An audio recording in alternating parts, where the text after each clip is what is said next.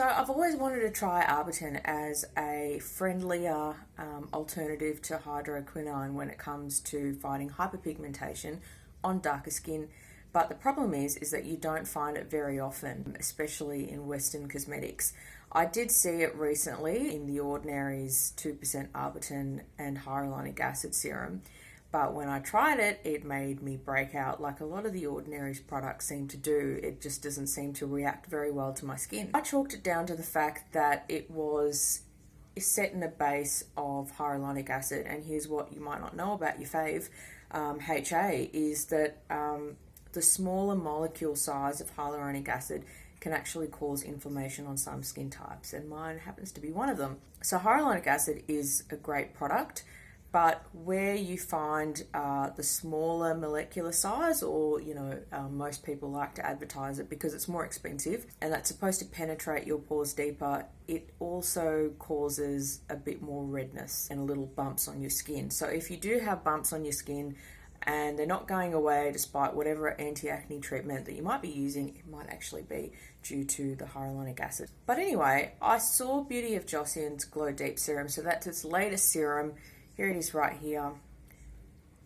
And basically, we've never come across a Beauty of Joseon serum that we didn't absolutely love. So it had 2% Arbutin, which is a big tick, and it's also set in a base of rice bran water. So I think it's something like 68.6% rice bran water, which has really great sort of evening out and toning effects on your skin without being really harsh. I love vitamin C, and that's an ingredient that I'm going to be using for life. But unlike vitamin C, Arbutin doesn't degrade as easily, so it's not going to go brown, and it's not as delicate when it's exposed to sunlight or oxygen, so it's pretty stable. All you need is a concentration of 2% for it to really do its job.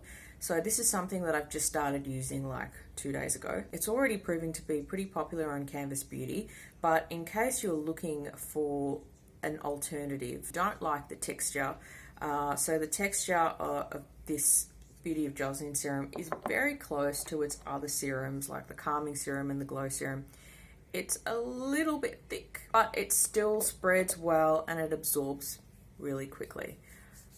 So it doesn't actually leave, any kind of finish on your skin. So it looks a bit dewy, but once it dries pretty clear. But just in case you don't like the thickness of it, it's just not going with the rest of your routine, you could also try TRM's niacinamide serum. So it's called Vita B3 Source.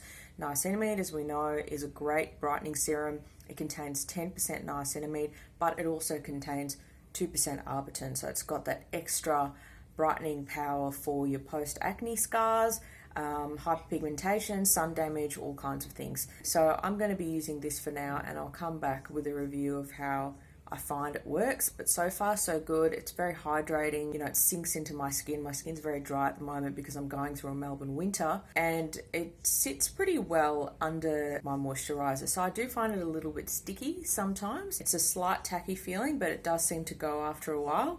And I'm able to apply my moisturizer on top and then a sunscreen during the day without it pilling or anything like that.